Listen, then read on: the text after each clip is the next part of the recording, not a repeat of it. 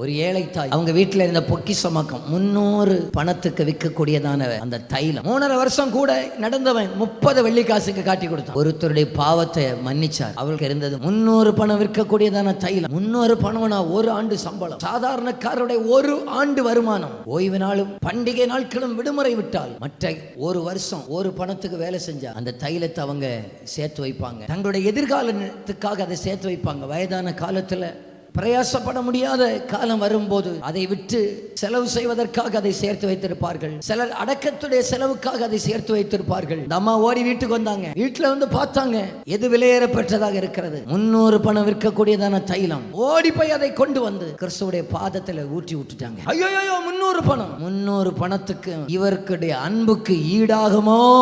இவ்வளவு அன்புள்ளவருடைய கால்ல ஊற்றுவதற்கு தான் இது தகுதியாக இருக்குமே தவிர, இயேசுவே அவளை கௌரவப்படுத்தினார். அவளை தொந்தரவு பண்ணாதீங்கப்பா. நான் இப்படி சொல்லுகிறேன், உண்மையிலேயே தேவனிடத்தில் அன்பு கூறுகிறவர்களை சத்தான பார்த்து சொல்லுவார், அன்பு கூறுகிற அவளை தொந்தரவு செய்யாதன்னு சொல்லுவார். இன்றைக்கு சிலரை பார்த்து சிலருக்கு விரோதமாக எழும்புகிற சத்துடைய வல்லமைகளை பார்த்து பரத்திலிருந்து உத்தரவு வருகிறது, இவள் அன்பு கூறுகிறவர்கள், இவர் அன்பு கூறுகிறவர்கள், அவரை தொந்தரவு பண்ணாதீங்க, அவரை தாக்காதீங்க. அவர்கள் அன்பு கூறுகிறவர்கள், அன்பினால் ஆராதிக்கிறவர்கள்.